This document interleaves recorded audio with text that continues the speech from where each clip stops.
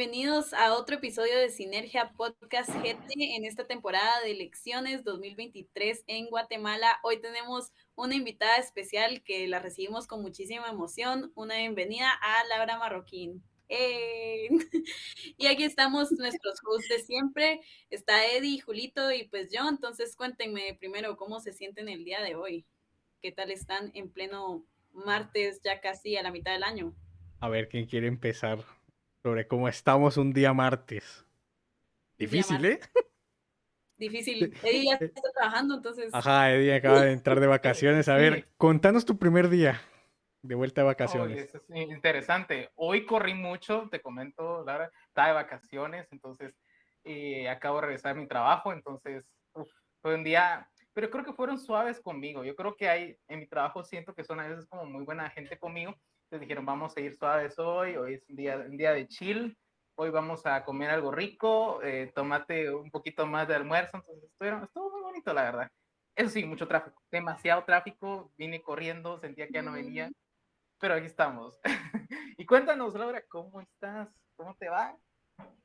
Bueno, pues antes que todo y antes de comenzar, pues muy contenta de poder estar compartiendo con Lourdes, con Julio, con Eddie, este espacio, ¿verdad? En Movimiento Semilla, pues somos totalmente agradecidos y aprovechamos muchísimo todos los espacios donde se nos da la oportunidad para poder platicar de nosotros, para poder platicar de nuestro proyecto político y sobre todo de que somos la mejor opción para este 25 de junio, para que en todas las papeletas pues se vote Semilla. Y pues qué alegre que jóvenes como ustedes tengan esta intención de llevar, ¿verdad?, a las otras juventudes también información que es relevante para este proceso histórico, creo yo, que estamos viviendo en la democracia de nuestro país. Bastante interesante, la verdad. Ya saben aquí, papeleta. En todas las papeletas, pues ahí semilla, ¿verdad? Si son pro semilla y si no, pues no sé, hay que hablar temas muy serios para ver qué está pasando en este contexto nacional, ¿no? De ver qué les pasa a la juventud y principalmente a los millennials, centennials y demás generaciones. Entonces, Sí, que van a votar muchos centennials como por primera vez, o sea, es mi primera vez, yo apenas tengo 20 años, soy generación Z y voy a votar por primera vez y es una gran carga, porque luego lo culpan a uno si queda un mal presidente. bueno, pero al menos ya vimos, según el padrón electoral, al menos los de 18 a 30 años, pues no van a votar muchos. Entonces va a haber una Pero abstención de del voto 30 muy interesante. a 40 sí bastante. Sí. Es interesante porque, digamos, Samuel Pérez, que es el primer diputado en la primera casilla del Distrito Central, tiene apenas 32 años. O sea, vamos a estar literal escogiendo gente de nuestra edad, de nuestra generación. Eso a mí me parece súper interesante y les tenemos que tener mucha confianza, la verdad, porque yo creo que la juventud está muy preparada. Claro, claro. Y sobre todo que yo creo que hay que ir a renovar, ¿verdad? Hay que ir a renovar, digamos, esa vieja política de la que tanto hablamos, hay que entrarle y renovarla con ideas nuevas, ¿verdad? Con nuevas propuestas. ¿Y quién dice que los jóvenes no podemos, ¿verdad? Entonces es una batalla cultural que también tenemos que ganar, pero aquí estamos para hacer esa conciencia y pues ojalá que en la próxima elección en los próximos 4 años pues haya más jóvenes motivados a empadronarse y a participar este de un nuevo proceso electoral, ¿verdad? Sí, esperemos que sí. Esperemos los impulsos de Sinergia Podcast. Ah, no se crean. Sí, bueno, y recordar que, digamos, detrás lo que decías, ¿verdad, Lourdes? Que sentís una gran responsabilidad, pues, digamos, el ir a votar, el ir a las urnas, hay que verlo como un superpoder, ¿verdad? Y detrás de todo superpoder hay una gran responsabilidad. Entonces, sí, digamos, uno dice, pues es un voto, ¿verdad? En qué puede afectar, pero al final del día es un voto que sí afecta, que sí tiene impacto y en la vida cotidiana de todas las personas. Totalmente, totalmente de acuerdo. Entonces, iniciando un poquito para conocerte más, cuéntanos, ¿quién eres? Preséntate.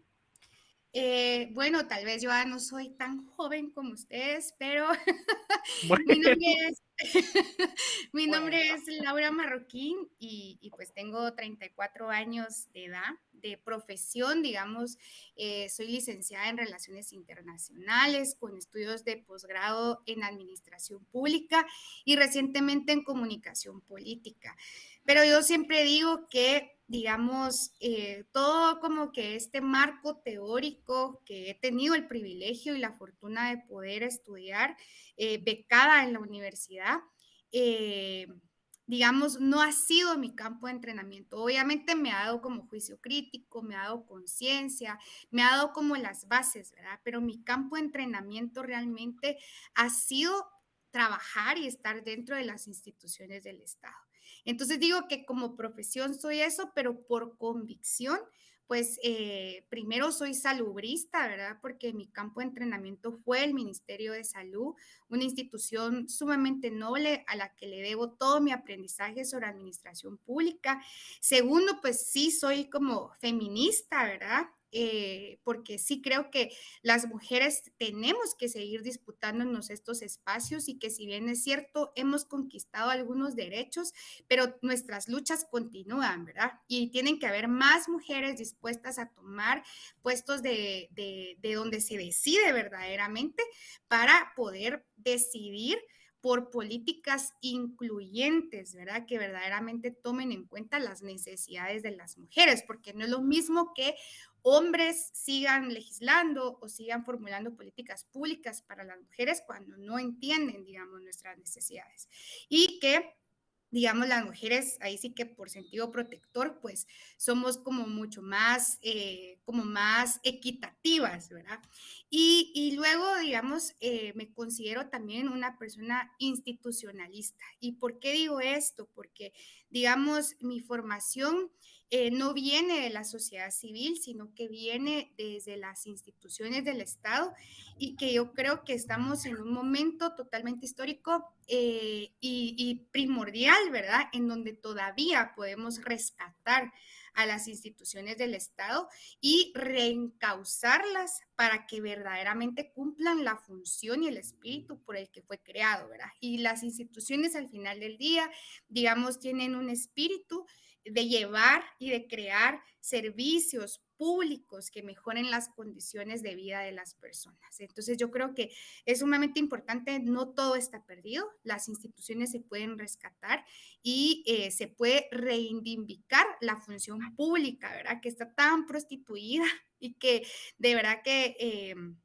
digamos, que a los políticos o a las personas que hacemos políticas ahorita, que ustedes están comenzando a hacer política, porque este es un espacio político, también no me dejarán mentir, ¿verdad? Que hay personas que los han tachado, que los han criticado, porque está muy mal visto, ¿verdad? Y yo creo que esta es una función social con una vocación muy noble, ¿verdad?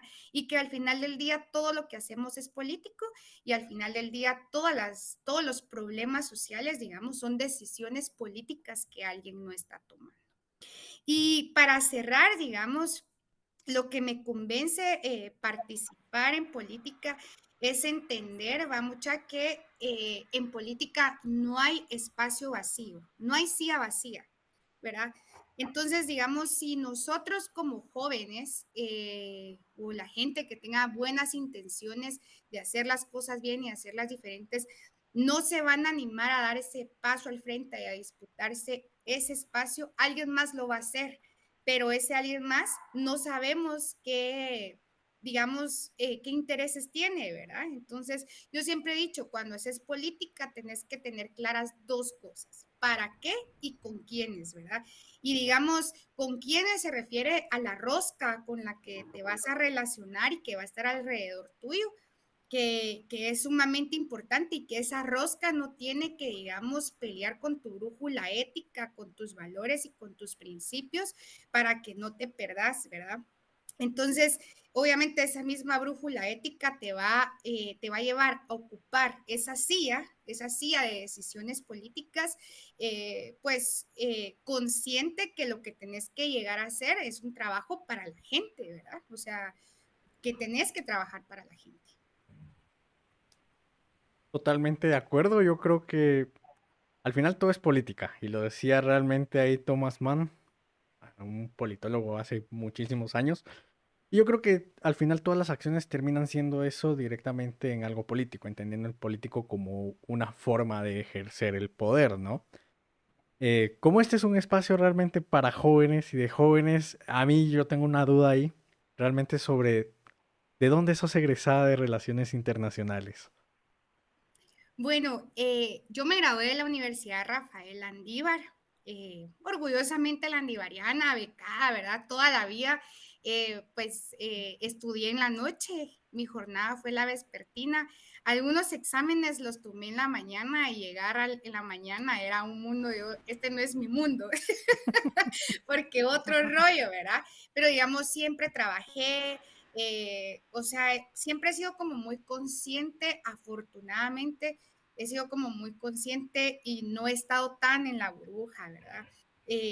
Siempre he tenido como esa conciencia social, incluso hoy tuve la oportunidad de estar en un espacio y yo comentaba en ese espacio que, porque me habían pasado la pregunta, ¿verdad? Y me decían, o sea, ¿qué te movió personalmente a involucrarte en política?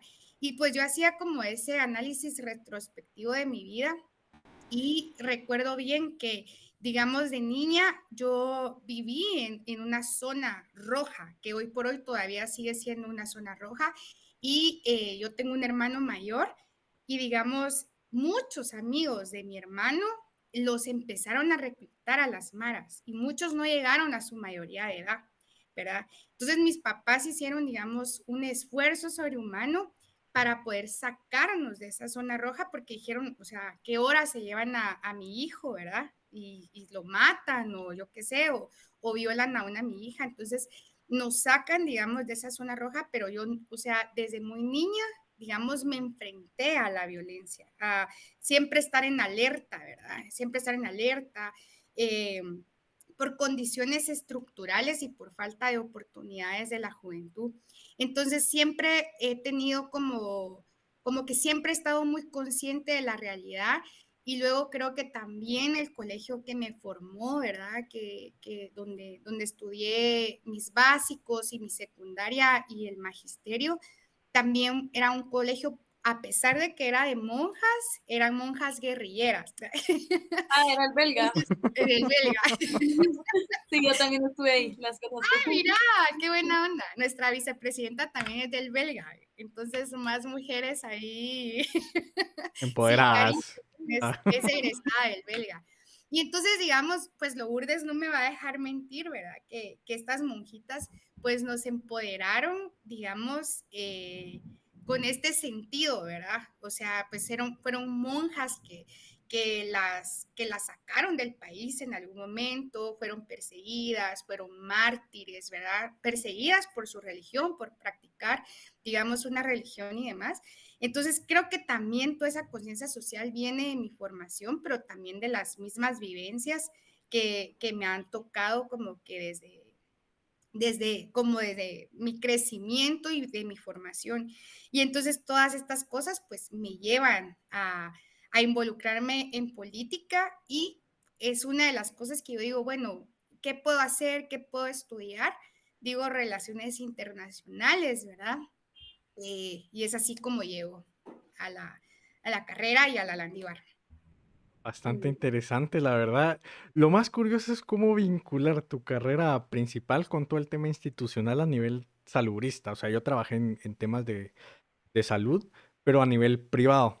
Pues trabajé mucho tiempo incluso en Trabasala y viendo varios hospitales, tanto públicos y privados, haciendo comparativas bastante interesantes en cómo estamos, incluso a nivel de público y a nivel de cómo está el IX, creo yo que también son temas bastante interesantes, tanto a nivel institucional, cómo manejan absolutamente todos sus procesos administrativos, ¿verdad? Y al final cómo eso repercute pues directamente en, no solo en el personal médico, sino también en el propio paciente, ¿verdad? Entonces, un poco más que nos puedas ampliar sobre esa tu experiencia en el mundo salubrista. Sí, miren, para mí, yo siempre digo que para mí mi crush institucional es el Ministerio de Salud.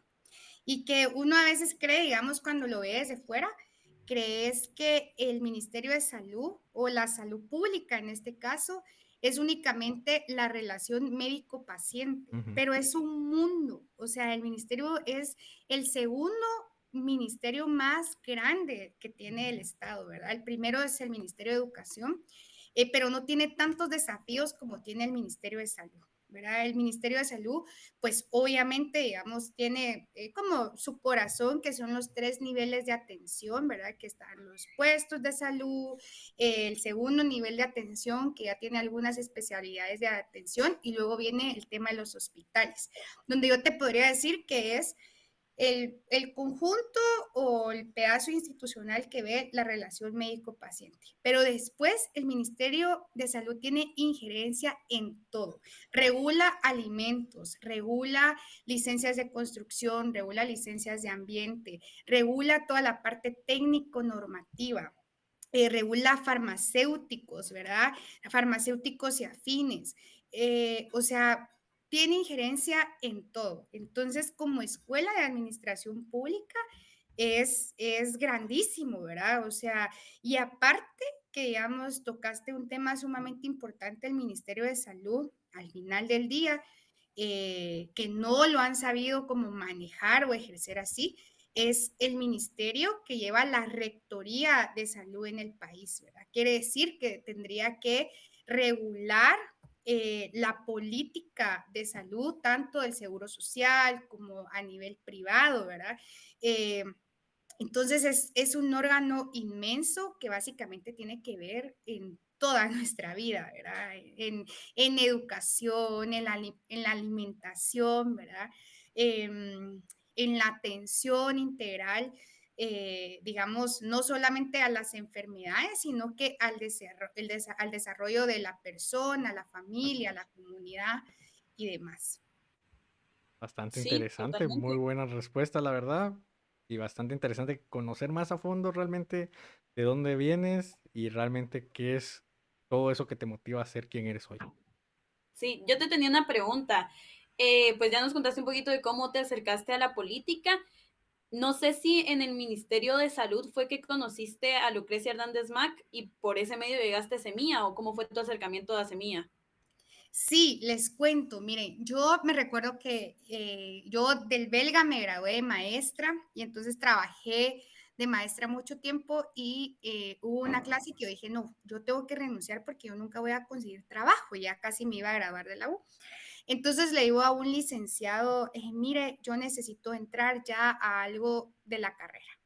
Y él me dijo, en que en paz descanse el licenciado, me dijo, pues mire, usted sabe que esto es muy difícil y si usted no conoce a nadie, nunca va a entrar a trabajar. Y yo dije, bueno, ya lo sabía, ¿verdad? Pero yo estaba empezando a tocar puertas.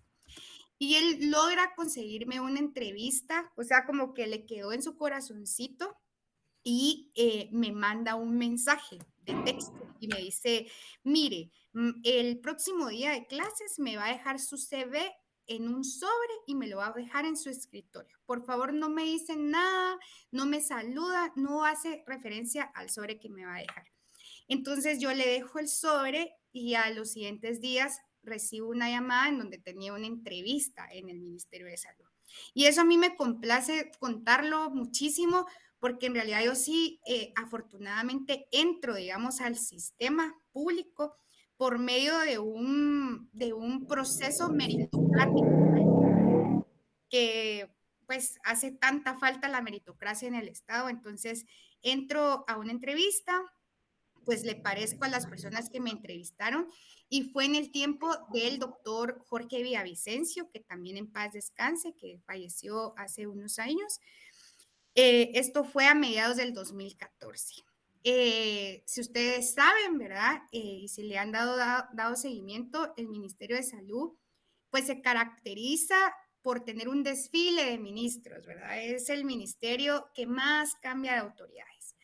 Entonces yo sufría porque después del doctor Villavicencio vino uno, vino otro, vino otro, vino otro, y afortunadamente pues logré mantenerme por mi trabajo. Y esa es otra de las cosas que yo también agradezco, que yo no vengo, digamos, del cuello o colgada, digamos, por un padrino político, sino que mis puestos siempre han sido técnicos. Entonces eso me ha permitido también mantenerme, o sea, me permitió mantenerme en el Ministerio de Salud.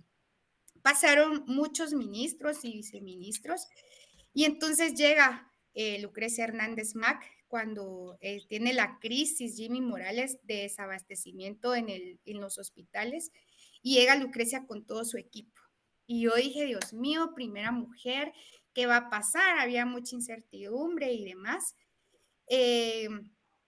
Y por fin, fíjense que cuando llega Lucrecia, yo digo, puchis, o sea, esto fue lo que yo vi en las clases de la universidad. O sea, hasta ahorita yo veo que alguien viene bajo el brazo con una política pública. O sea, ningún otro ministro que había llegado antes llevaba una política pública. Nadie llevaba un plan de trabajo, nadie llevaba un equipo técnico hasta que llegó Lucrecia. Y pues bueno, la verdad es que tampoco llegó a hacer lo que hacían todos los ministros, ¿verdad? Que se echaba a Raimundo y medio mundo, sino que ella respetó mucho los puestos técnicos. Y entonces yo durante mucho tiempo tuve la Secretaría Nacional del Consejo de Salud, ¿verdad? Y pues el Consejo Nacional de Salud es un espacio que aglutina a diferentes sectores que al final del día son los asesores, es un órgano asesor del ministro, ¿verdad? Porque está los empresarios, las organizaciones no gubernamentales, la San Carlos, las universidades privadas y otros sectores que tienen injerencia o que tienen que ver en el sector salud. Entonces ahí es donde yo pues tengo relación una vez al mes con Lucrecia, ella conoce mi trabajo y demás, y yo encantada, o sea, fue digamos con el primer proyecto político que llega digamos al Ministerio de Salud y con el primer equipo que yo me identifico. Y yo digo, o sea, sí se pueden hacer bien las cosas, sí puedes tener una política pública en un país que parece que todo está perdido y que toda la gente llega a improvisar, ¿verdad? O sea, esta mujer llevaba muchísima claridad, tanto ella como el equipo que la acompañaba, y yo dije, de aquí soy. Y entonces después, digamos, Lucrecia renuncia, obviamente por la brújula ética que les mencionaba antes, ¿verdad? Que ella no iba a estar con un presidente le había dado el non grato a Iván Velázquez. Renuncia y ella comienza con un proceso que también es de admirar lo que hizo ella y su equipo de trabajo. Y dice, bueno, ya estuvimos nosotros ocupando espacios de decisiones políticas. Entonces, entremos en un proceso de reflexión para saber qué hicimos bien y qué hicimos mal y para saber qué podemos hacer, ¿verdad? Y en ese espacio siempre se dijo una verdad, que nosotros podemos incidir desde afuera, pero en los únicos espacios donde se decide es adentro, es ocupando estos espacios. Entonces, como conclusión fue, pues busquemos un espacio en donde podamos seguir participando y podamos seguir disputándonos estos espacios de decisión. Y pues entre, digamos, en estas jornadas largas de reflexión y de diálogo, llegó Semilla y tuvimos una reunión con Semilla. Semilla se estaba formando como partido político, recuerdo, y justamente coincidíamos, ¿verdad? Digamos, con muchos de los valores y los principios del partido, coincidía con el trabajo que habíamos hecho en el ministerio. Y fue así como, como Lucrecia, pues, ingresa, es candidata, digamos, en la primera participación de Semilla, y yo me quedo como muy por afuera apoyando al proyecto Semilla porque todavía trabajaba en el ministerio. O sea, yo me quedé como un año más trabajando todavía en el ministerio y cuando se enteraron, el nuevo ministro Carlos Soto se entera que yo pertenezco al partido Movimiento Semilla, pues me destituyen, ¿verdad? Me despiden, o sea, para Jimmy Morales y todo su gabinete era pecado mencionar algo de Semilla, lo es todavía, ¿verdad? Entonces, pero fue afortunado y muy atinado el hecho que Iván no siguiera siendo parte, digamos, de lo que estaba sucediendo en ese entonces. Entonces fue así como como yo llego a Semilla y luego pues tuve la fortuna de acompañar o de estar acompañando a Lucrecia en su equipo de trabajo durante estos 4 años de legislatura. Qué interesante, y no sabía que te podían destituir por algo tan arbitrario, pues. Pero bueno, Bueno, Sí, sí. sí. Mira, yo no sé si colgarme como la medallita, pero digamos, según en ese entonces, ¿verdad? Sí dijeron que la instrucción había venido desde el más alto nivel, o sea, digamos, desde la presidencia, ¿verdad? O sea, sí habían instrucciones claras de que nada relacionado, digamos, a ningún otro partido que no fuera el oficialista en preépoca electoral, porque eso fue 2019, imagínense, o sea, era pecado, ¿verdad? Y todo lo que no fuera el partido oficial, pues era mal visto, ¿verdad? Era estar, obviamente eras oposición, ¿verdad? No ibas a estar a favor, digamos, de las decisiones que tomaba el presidente de ese entonces, Jimmy Morales. qué interesante toda esta historia, la verdad, y cómo llegaste a Semilla. Y cómo ha sido trabajar con el equipo y Lucrecia Hernández Mac ya dentro del Congreso. ¿Cómo lo has sentido y qué son las mejores cosas que han hecho o lo que más te ha gustado del trabajo? Pues miren, la verdad es que la otra vez en época de pandemia regresábamos con Lucrecia de estar fiscalizando los hospitales COVID y yo le digo, como vino COVID, ¿verdad? Entonces la dinámica en el Congreso fue diferente porque tuvimos que estar mucho tiempo encerrados, ¿verdad? O sea, como sin poder salir, sin poder hacer. Pero cuando ya empezamos a salir, yo le digo, puchis, o sea, por fin, qué chilero, estamos empezando a tener contacto con la gente, con el mundo que necesitamos tener contacto, ¿verdad?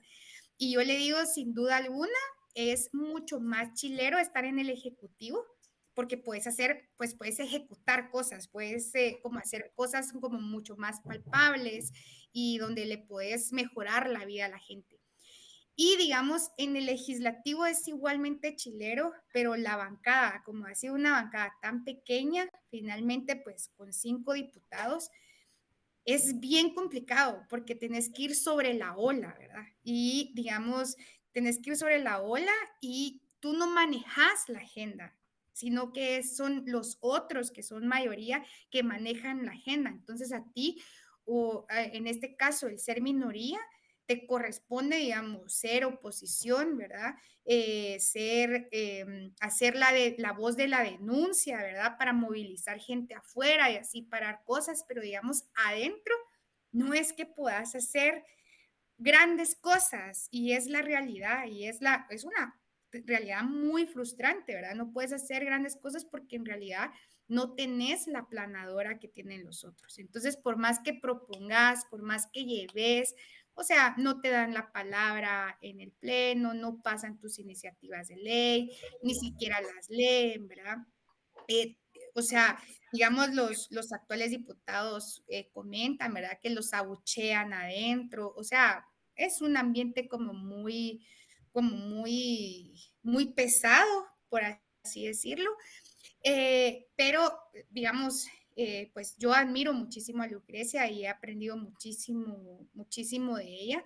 Y el trabajo en el Congreso, pues me ha dejado, puedo decir que 3 grandes lecciones, ¿verdad? Eso de no dejar ningún espacio vacío. Y si, por ejemplo, eh, aunque no puedas mover cosas, ¿verdad? O no puedas legislar para la gente o hacerlo todo como muy rápido como los otros y en algunos momentos te frustres, recordar que está siendo la piedra incómoda de todos esos corruptos, ¿verdad? Que está siendo, o sea, que está siendo los estás incomodando, ¿verdad? Entonces, y recordarles que ahí estás, a pesar que seas 1, 2, 5 o 7, ahí hay alguien que los está incomodando. Segundo, digamos, si bien es cierto, ¿verdad? El espíritu en tiempo y espacio de todo diputado es el de legislar, representar y fiscalizar.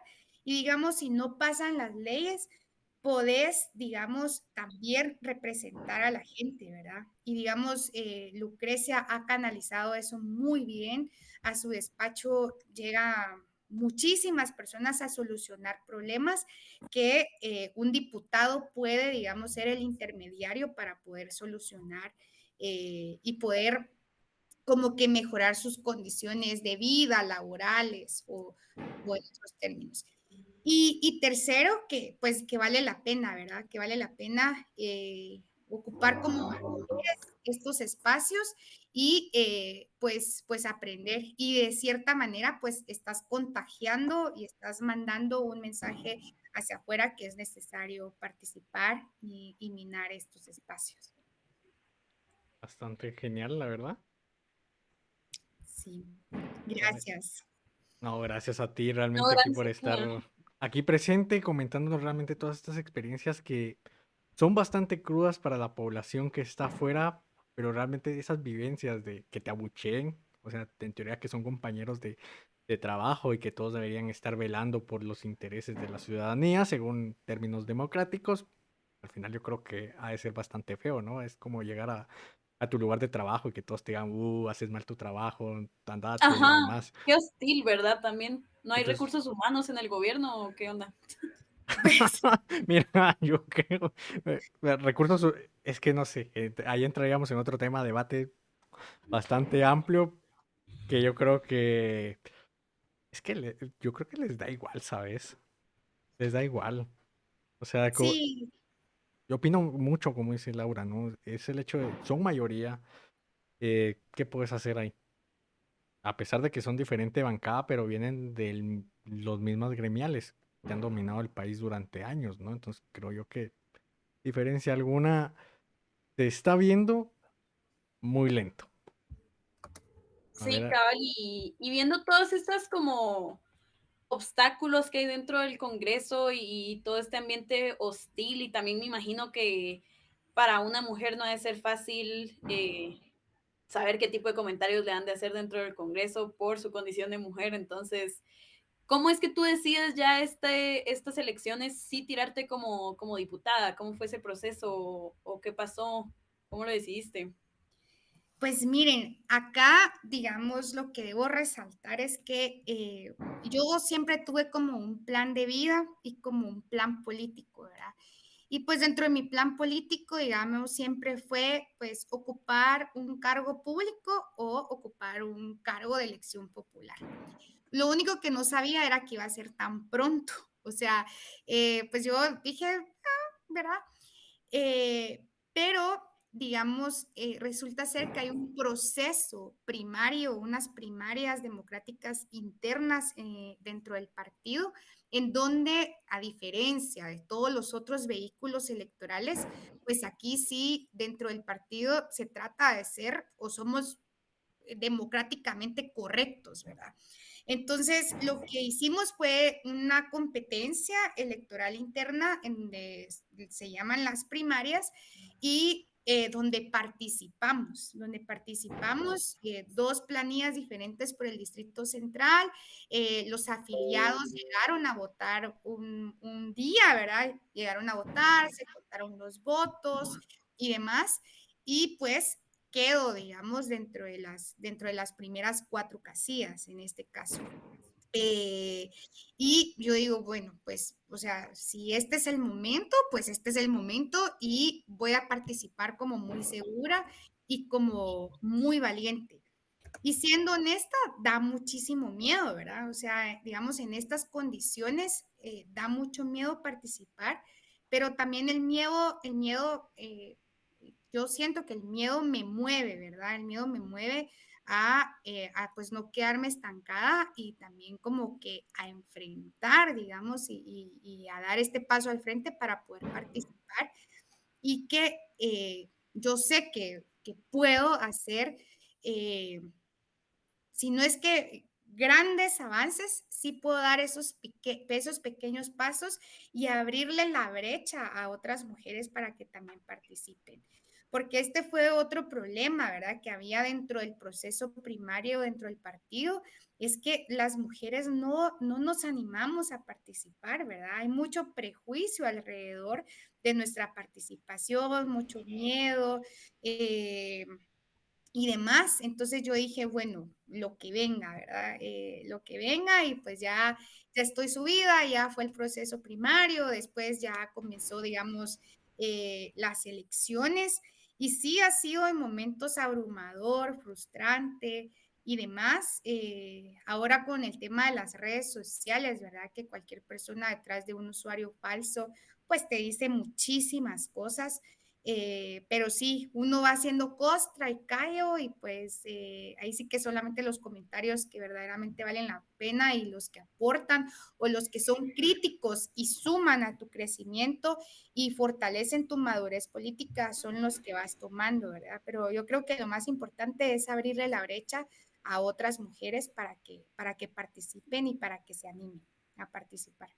Sí, eso a mí me parece súper importante, o sea, aunque dejando de lado de quedar o no quedar, lo importante es estar ahí por justamente esta frase que tú decías, que no hay silla vacía, me gustó muchísimo porque es cierto, si uno no se mete, alguien más lo va a tomar. Y entonces si las mujeres no nos metemos, lo van a seguir tomando hombres y como bien tú decías, no van a poner como prioridad las necesidades de las mujeres, ¿verdad? Entonces, súper importante esa parte, de verdad, muchas gracias por compartirnos toda esta parte de ti, de quién eres, de tu formación, de cómo ha sido tu camino y tu trabajo. Creo que ha sido súper interesante para todos los que estamos aquí y seguro para todos los oyentes también. Entonces vamos a pasar a la segunda parte que te comentaba de la dinámica, ¿verdad? Y le dejo el micrófono a Eddie. Okay. Gracias, Lulu. La verdad es que esta parte es una parte como más dinámica. Te voy a explicar cómo es. Es muy sencilla. Yo te voy a decir una palabra que se puede referir a un objeto, una situación o una persona y tú me tienes que responder con lo primero que te venga a la cabeza, ya sea en una palabra. En algunas sí permito que te expreses un poquito más, si quieres aclarar algo por el estilo, ¿verdad? Entonces, aquí pueden ser, como te digo, palabras o personas, ¿verdad? Entonces, ahí te dejo ahí para que no sé si me entendiste. Sí, sí, La dinámica. sí. Va. Entonces, vamos a empezar ahorita. Ok, No, es de prueba. prueba. Uno de prueba. Es prueba, manzana. Va, manzana. Sinergia. ¿Qué te viene con sinergia? Ajá. Se me viene como movimiento, como mucho Oh, movimiento, ¿verdad? Pero como movimiento que se encuentra en algún momento. a ver, Sí. esa era como la prueba. Ahora sí vamos en serio. Tenemos tiempo. Va. Primera, Bernardo Arévalo. Admiración y digamos, si tengo un crush institucional, también tengo un crush de los presidentes del país y pues su papá representa eso, ¿verdad? O sea, Juan José Arévalo, digamos, en la historia del país es un gran legado, ¿verdad? Y que nos ha dejado lo que yo decía, ¿verdad? Las instituciones que son tan importantes y que imagínense han trascendido desde el 44 hasta hoy. Entonces es por eso que es importante rescatarlas. Okay. Samuel Pérez. Pues barrio que respalda, o sea, ¿verdad? O sea, Samuel Pérez es el barrio que te respalda y que es tu representante. Ok. Vamos con otro diputado, Aldo Dávila. Ay, qué difícil. Es la primera Sí, palabra sí, que te sí. venga. Debería ser así lo más Bueno, sencillo. es mi vecino de oficina. Ok. Es mi vecino de oficina ahorita. Vecino, oficina. Muy Vamos con bien. otros un poco más fuertes. Alejandro Yamatei. Lo peor de este país en este momento. Ok. Vamos con otro. Jimmy Morales. No basta buenas intenciones. Depende mucho de quién te rodeas. Ok. Ahora vamos con Semilla. Proyecto a largo plazo. Juventudes. Somos el presente, el futuro que puede cambiar este país. Ok. Vamos a recordar un poquito. Sí. Cosas que estuvieron bien y que demostraron que se pueden hacer bien las cosas, pero que al final no salió bien. Telma Aldana. Una mujer valiente.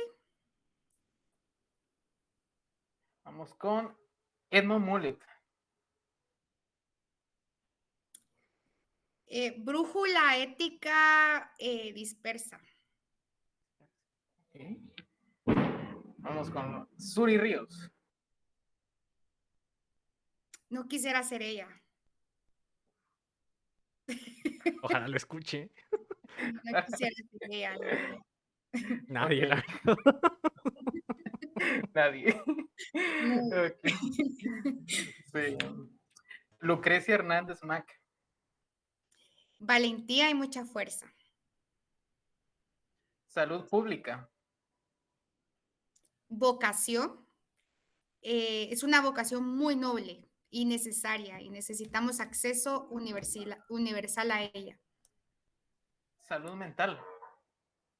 Importante y es una prioridad en mi agenda personal si llego al Congreso.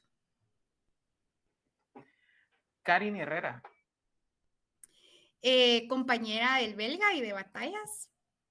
Una mujer científica preparada. Okay. Manuel Villacorta. Brújula ética errática. Okay. Vamos con Carlos Pineda. Uy. Si no sabes de política, no te metas. Bueno, Duro, duro. sabe de Duro, otras sí. cosas y lo Sí, haremos. sabe otras cosas, pero de política sí no. Vamos con Migración. Es una deuda pendiente del Estado. Es una deuda pendiente del Estado que hay que ponerle atención. Perfecto. Muy bien. Y la última, mi favorita, el Johnny. Qué divertido. O sea, es divertido, pero digamos, raya mucho en eso, ¿verdad? La política, si bien es cierto, la política, digamos, es como todo lo que hacemos, pero sí no debemos de rayar en ridiculizar la política, cuando es algo tan importante y tan noble para la vida, para mejorar la vida de las personas. Bastante perfecto. interesante. Interesante, interesante. Solo tengo una duda. Antes, ya terminó la dinámica, solo ahorita me entró una duda que es que ya que hablamos del Johnny, hablamos un poco de TikTok, quisiera que me pudieras comentar tu opinión sobre el video que se hizo bastante viral de Bernardo sobre Taylor Swift y Kanye West. Eso me pareció muy interesante. ¿Qué te parece? Sí, miren, la verdad es que justamente en un país como Guatemala, tal vez en algún momento les comparto un artículo que me invitaron a escribir, una revista colombiana, que habla mucho, digamos, de las campañas electorales y cómo las campañas electorales, digamos, yo escribo ahí, ¿verdad? Y explico mucho referente a que ahora importa más el cómo lo haces que el qué haces, del qué hablas en campaña. Entonces, lamentablemente, digamos, en este mundo de las percepciones y donde las redes sociales son tan inmediatas, tan espontáneas, si vos te pones a hablar, digamos, de un plan de gobierno, de que le vas a invertir a esto y demás, te prometo que la gente le va a dar scroll y va a pasar tu publicación. Entonces, digamos, tenés que captar, digamos, la atención de las personas, lamentablemente, con el tipo, digamos, de estas estrategias o de estas tácticas que no debieran de ser la base fuerte o el fundamento, la estructura de tu campaña electoral, pero que sí te sirve en algún momento para poder pues subir, ¿verdad? Y captar, hacer como el catching con tu audiencia que querés. Y digamos, lo veo como una estrategia muy hábil, ¿verdad? O sea, supo subirse, digamos, como bien se dice, al tren, ¿verdad? A la ola de los Sweetie y de los Taylor y de Kanye y que funcionó muy bien, ¿verdad? Obviamente va a haber, digamos, mucha gente que se la lleva de moralmente correcto, ¿verdad? En donde lo criticó bastante, pero creo que como estrategia estuvo bien, porque si no, pues hubiéramos seguido como rezagándonos, nos hubiéramos seguido rezagando. Y pues fue un salto, ¿verdad? Fue un salto donde yo creo que ahí empezó a despegar la campaña de Bernardo Arévalo, ¿verdad? Pero que no es su propuesta, pero tuvo que Claro. ser necesario porque en este momento importa más el cómo que el qué. Yo ahí voy a diferir demasiado y te lo digo yo como sociólogo y que uno, me estoy especializando mucho en temas de migración y como amante de la tecnología, investigo mucho temas de tecnología, redes sociales, internet. Para mí no es tanto el cómo. ¿Tiene una repercusión? Claro que sí, lo estamos viendo, por ejemplo, con el tema de cómo lo está manejando, por ejemplo, el Johnny, ¿verdad? Esa repercusión, esa viralización que tiene, porque lleva esa sátira, como él dice, a algo ridículo y algo sin sentido. Él logra el objetivo, pero a partir de eso no tiene una repercusión como tal, ¿verdad? Para mí es como un tema, por ejemplo, es cómo lo están haciendo los influencers y es un poco como replicar esa estrategia de influencers y llevarla a la política. Por ejemplo, yo no sé si has visto el último TikTok de los de Viva, de donde se están como vestidos como de espartanos.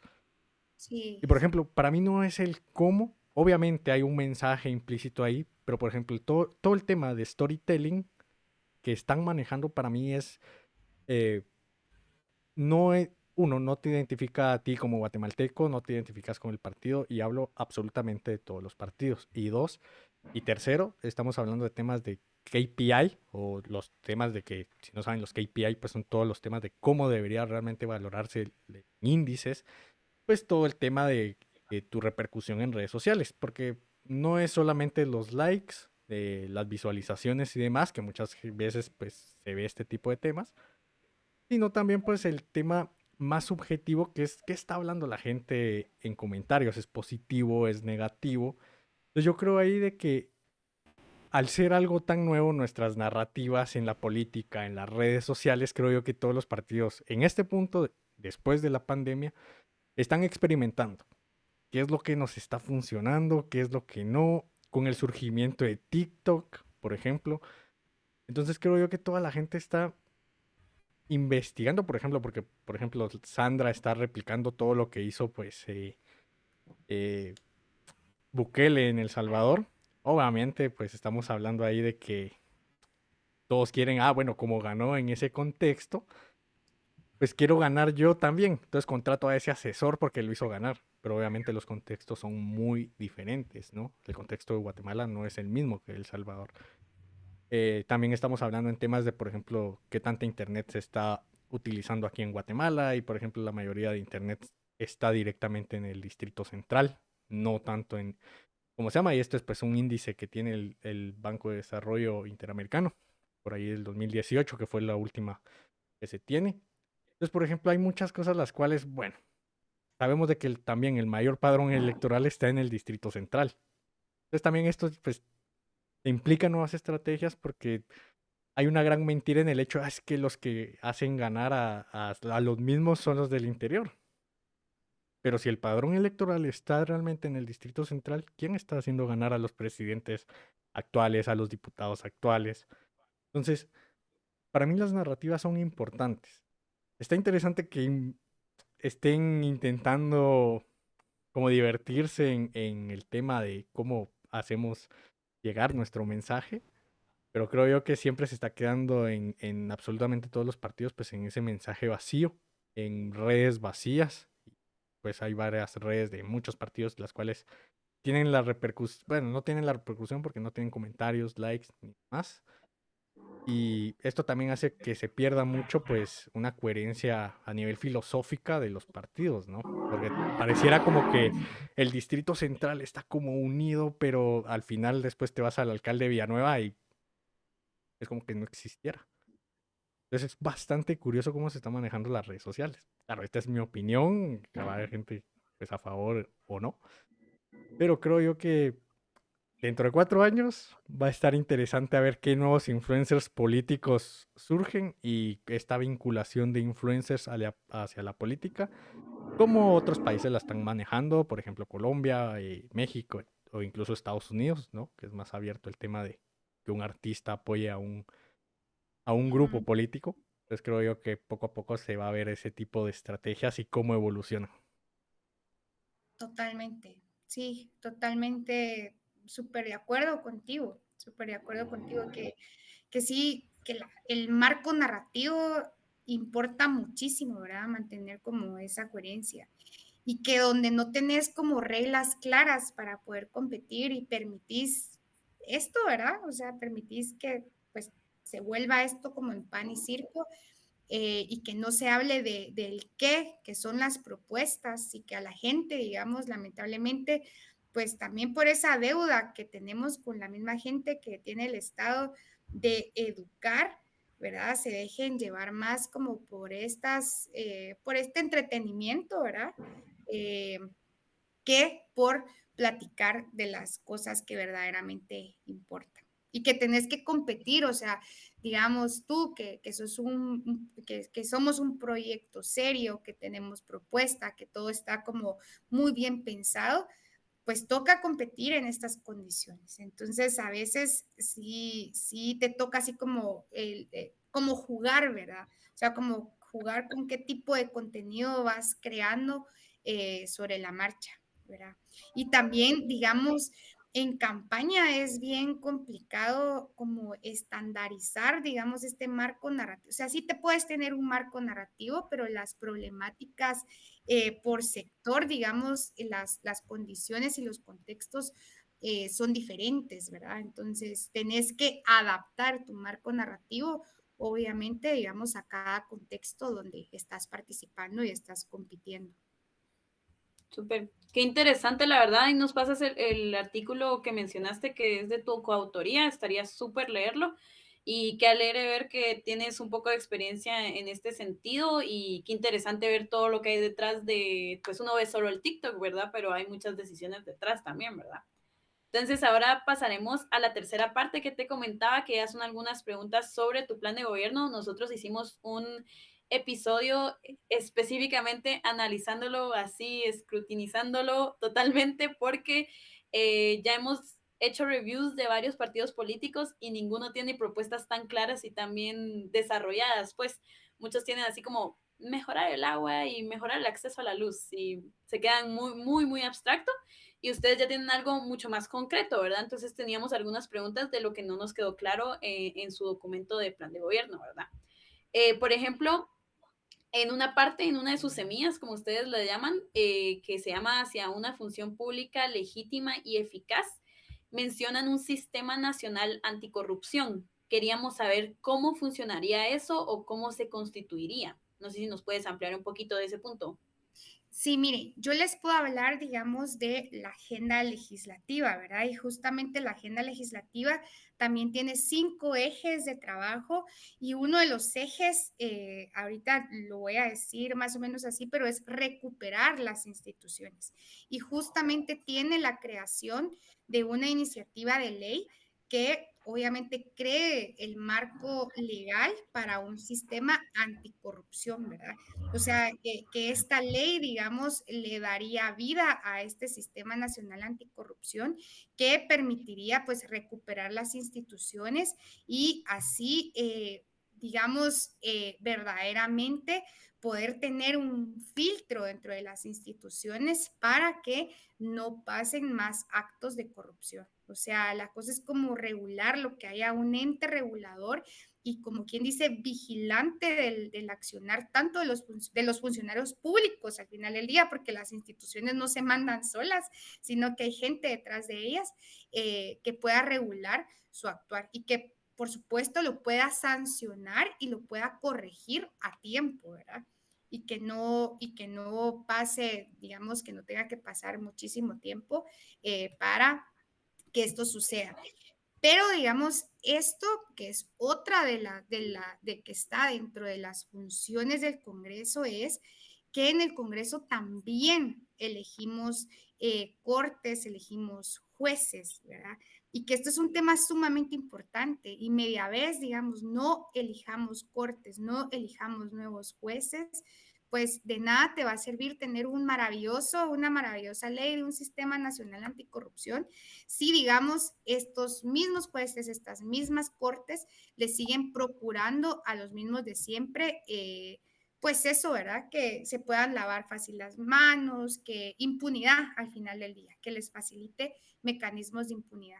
Entonces hay muchísimas cosas que implican el tener este sistema nacional anticorrupción, que es un proceso, yo lo podría decir, a largo plazo, ¿verdad? Tendría que venir bueno, cambiar a las cortes, a los jueces, con un gobierno semilla, en este caso, si Bernardo Arévalo pudiera llegar a ser el presidente de la República, pues él ya lo ha dicho en diferentes espacios que lo primero que haría es que no le renovaría a Consuelo Porras, ¿verdad? Que es otra de las cosas, porque podríamos tener el Sistema Nacional Anticorrupción, pero si seguimos teniendo a un MP totalmente opaco y demás, de nada tampoco serviría tenerlo, ¿verdad? Porque no habría quien, digamos, pudiera ser el fiscal de estos delitos de corrupción. Entonces, digamos, es un proyecto a largo plazo. Tendríamos que cambiar, tendríamos que elegir cortes, jueces y demás, luego cambiar por parte del presidente al fiscal general, después hacer la ley, después crear la institucionalidad, después ver quiénes van a ser las mejores personas para que estén en ese sistema nacional anticorrupción, ¿verdad? Pero sí es un proceso de largo plazo. Ya veo. Y entonces cuando ustedes dicen fortalecer las instituciones, básicamente se refieren a más que todo eliminar la corrupción y que si eliminando la corrupción las cosas van a fluir como mejor, no quieren como rehacerlas, por así decirlo, o revolucionarlas de algún modo. Pues miren, la verdad es que lo que les decía, ¿verdad? Las instituciones funcionan, ¿verdad? Y tienen un espíritu, y tienen un objetivo. Hay algunas que habría que ver de repensarlas, ¿verdad? Pero yo creo que lo más importante acá son varias cosas y no quisiera como perderme, pero voy a hablar de dos bien importantes.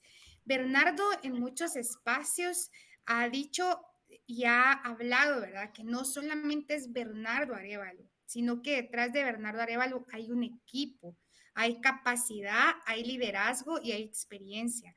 Entonces, de nada sirve que, digamos, tengamos a un excelente candidato a la presidencia si no tiene un equipo que al final del día va a ser el equipo que va a ocupar su gabinete de gobierno, ¿verdad? Entonces, todo su gabinete de gobierno, todos los miembros de su gabinete de gobierno son tan importantes como lo es él.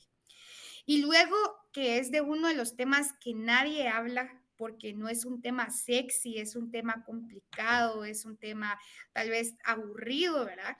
Es que urgimos de una ley, de una reforma a la ley de servicio civil, ¿verdad? Hasta que no tengamos un nuevo servicio civil que digamos ya no, o sea, que ya no permita estas prácticas clientelares de amiguismo, donde cada quien pone pues al cuate, el amigo, a la novia, al amante, o sea, tantos casos que hemos visto que no pongan a gente capaz, digamos, en estos puestos técnicos. Va a ser sumamente difícil, ¿verdad? De que las instituciones se fortalezcan, porque lo que sí hay que separar, digamos, a nivel institucional es que hay dos niveles, está el nivel técnico y está el nivel político. Y los técnicos hacen el objetivo y el espíritu de la institución, ¿verdad? Por ejemplo, en el Ministerio de Salud, pues mejorar las condiciones del acceso a la salud pública de la población, por ejemplo, que lo debiera hacer, digamos, todo este nivel técnico y pues el nivel político debiera de hacer pues lo que toca a nivel político, ¿verdad? Entonces yo creo que, digamos, sí es necesario entrarle a estos temas, ¿verdad? Que sí está planteado dentro del plan de gobierno y que es tan importante la ley de servicio civil para poder tener primero a gente con identidad institucional, a gente pues motivada, ¿verdad? A gente orgullosa de trabajar para las instituciones públicas, ¿verdad? es necesario empezar a rescatar a las instituciones desde su gente y que se permita una puerta de entrada a través de la meritocracia, porque también créanme que me imagino que en algún momento han tenido oportunidad de platicar con alguien que lleva muchísimo tiempo en la administración pública y sus condiciones laborales, salariales no mejoran. O sea, y pasan años, ¿verdad? Sin que su salario mejore, sin que se le reconozca, digamos, nada. Es más, o sea, muchas de las personas que son sumamente capacitadas y pilas, cuando quieren como migrar, digamos, al área privada, también son tachadas porque son mal vistos los trabajadores del Estado, ¿verdad? Entonces sí hay que como que recuperar a las instituciones desde la dignificación de sus mismos trabajadores, de darles el valor que se merecen para que motivados ayuden a combatir la corrupción.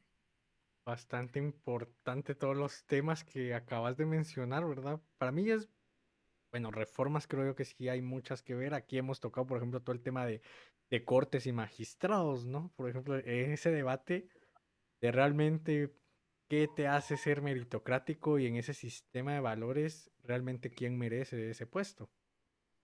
O sea, Sí, porque es muy complicado realmente, o sea, lo debe que hacer los estudios, porque al menos las últimas reformas, entre comillas, que le hicieron al sistema de magistrados, pues fue directamente, bueno, o sea, miremos la experiencia laboral y la experiencia académica.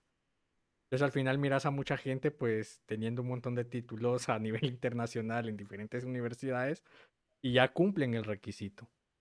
Pero eso te hace realmente valer para ser meritocrático, para merecerlo. También entra, por ejemplo, el tema que está en la ley, ¿cómo era, Eddie? El ser, ¿cómo era? Honorable. De De reconocida demostrarlo, honorabilidad. Ajá, de conocida honorabilidad, ajá. sí, exactamente. Y obviamente es algo muy complicado. O sea, ¿cómo sé yo que soy honorable?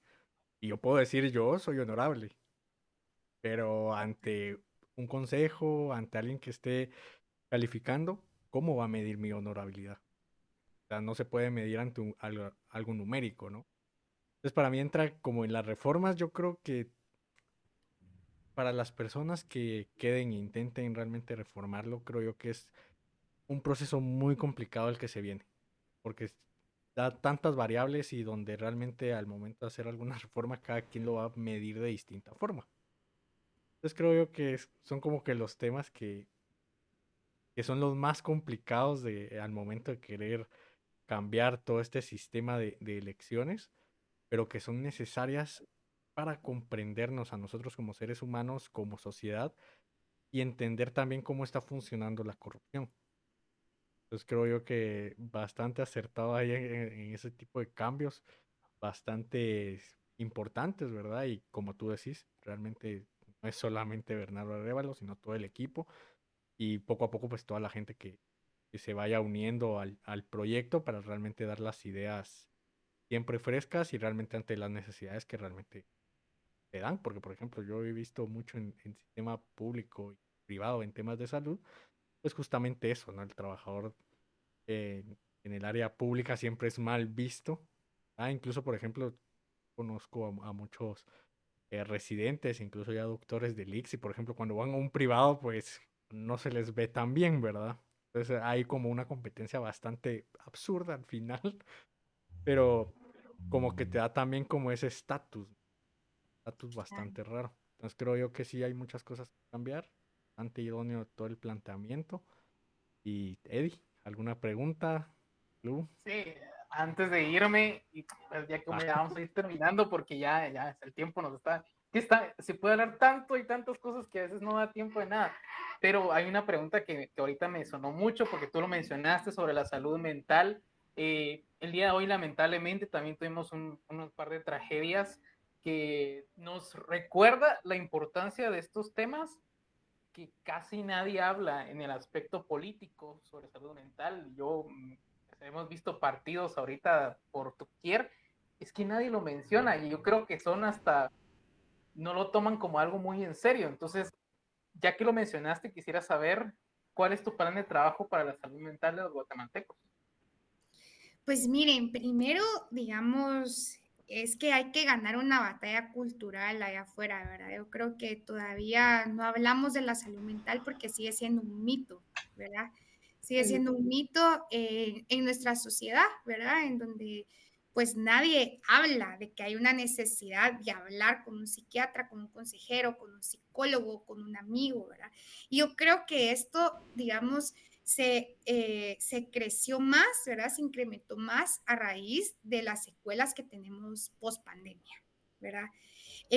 También, digamos, nadie habla de que los problemas raíz del país, por ejemplo, la falta de seguridad, la falta de salud, el hecho que tú tengas que pensar, por ejemplo, si comer o comprar la receta de tu medicina para que te sientas mejor, eso te provoca estrés, el problema de estar desempleado, el problema de saber que tu familiar migró hacia otro país, o sea, todo eso te genera, digamos, daños a tu salud mental, te genera daños colaterales. Hasta el mismo tráfico, ¿verdad? En el mismo tráfico, o sea, hay gente que está neurótica, que bocina, que grita, que maltrata, o sea, todo eso. Entonces, hablar de salud mental es hablar de un problema de salud pública y la salud mental ya nos está calando. O sea, no, o sea, tenemos que empezar a normalizar, a hablarlo porque no es normal que solamente a principios de años hayamos tenido como 5 intentos de una persona que se quería tirar del puente del incienso. O sea, y nadie hacía nada. Bueno, O sea, incluso hoy hubo una que se acaba de viralizar, una no persona te ahí. creo. Entonces, bastante curioso esos puntitos muy, muy importantes. Sí, sí. Y digamos, yo hablo o sea, no le tengo nombre todavía porque yo sí, lo que yo quiero hacer de llegar a ocupar un curul en el Congreso es hacer un trabajo y una ley marco colaborativa, ¿verdad? En donde, digamos, de los grandes lineamientos para la atención de la salud mental, pero no estoy hablando de la atención médico-paciente, porque yo creo que eso se puede resolver fácil, ¿verdad? O sea, se puede con presupuesto y buena voluntad política, podés llenar los 3 niveles de atención con consejeros, psiquiatras y psicólogos, ¿verdad? Y meterle a las carreras de psicología, yo qué sé. Pero sí tiene que ser algo como más macro, o sea, tiene que ser algo macro, descentralizado y tiene que ser un trabajo interinstitucional y también con las municipalidades, ¿verdad? Y hablar de salud mental, digamos, de que seamos un país como mucho más feliz, ¿saben? Porque yo siento que en Guatemala nos conformamos mucho que venimos del dolor, somos un país de posguerra, vivimos la violencia, entonces siempre somos resilientes, ¿verdad? Siempre vamos luchando, pero no somos felices como en otros países en América Latina. No, Y no no, era, perdón, es que ahorita me recordé mucho sobre que cada cierto tiempo lanzan así como que, según tal periódico y no sé dónde, Guatemala es el país más feliz del mundo, ¿no? O sea, y que sí, es muy común ver este tipo de noticias cada cierto tiempo, ¿no? Y de que incluso varios medios aquí lo replican, así como que Guatemala, el país más feliz del mundo. Entonces sí, regresamos a eso. total, y podemos tener buen humor y los chapines pues podemos ser muy coloquiales y demás, pero preguntarnos si realmente somos felices, ¿verdad? Y esto pasa o empieza primero por recuperar espacios públicos. Luego de recuperar estos espacios públicos, porque no es normal que nosotros para ir a pasar un fin de semana en familia, con el novio, con los amigos, nos tengamos que ir a meter a pura fuerza a un centro comercial porque afuera no hay seguridad. Eso no es normal y eso no te da felicidad. ¿Verdad? Entonces, empezar por recuperar los espacios públicos, primero para tener estos momentos de convivencia. Segundo, para que en estos espacios públicos puedas fomentar espacios para la recreación, para el deporte, para la cultura, para el arte, para la música. O sea, todo eso alimenta y abona, digamos, a tu salud mental. Entonces, yo creo que sí, hay que apostarle a la atención médico-paciente y a esa cercanía, pero sí hay que hacer algo mucho más integral en donde la gente pueda tener estos espacios de encuentro, ¿verdad? Y de desarrollo, en donde te liberes del estrés, ¿verdad? En donde puedas, no sé, irte a sentar y leer un libro. O sea, pero no lo puedes hacer, no hay espacios en el país, ¿verdad? O sea, y lo vimos en época de pandemia. De primero abrieron los centros comerciales y de último los parques públicos. Era incoherente, era totalmente incoherente. Entonces, y, digamos, empezar a hablar sobre estas cosas, ¿verdad? No solamente es la prevención del suicidio, ¿verdad? Sino que es gente que realmente se medica mucho, personas que están todo el tiempo depresivas, enojadas, que desarrolla otras enfermedades. Entonces yo creo que sí, ya es tiempo de empezar a poner este tema sobre la mesa y que es una deuda y un problema de salud pública.